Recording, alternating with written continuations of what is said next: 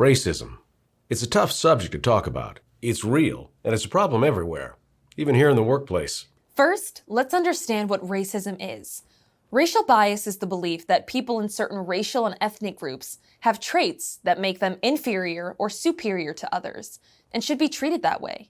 This belief becomes systemic racism when it's backed by laws and commonly accepted social and business practices.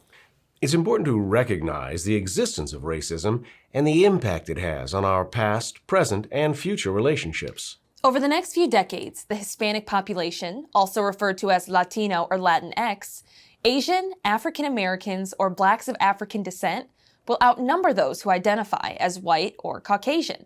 The bottom line is that there's now more of every demographic available, which explains why more women and other groups are joining our organizations in increasing numbers and in positions where there weren't before. These demographic changes require us all to be conscious and intentional about eliminating racism, sexism, and other forms of unfairness. So it's time to beat racism. And the best way we know how to do this is be aware of our own behavior and its impact on others.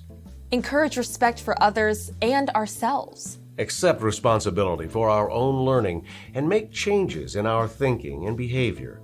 Take action to speak up and speak out against bias, injustice, and disrespectful behavior. If we're all in against racism, we can create a culture of deep and caring engagement.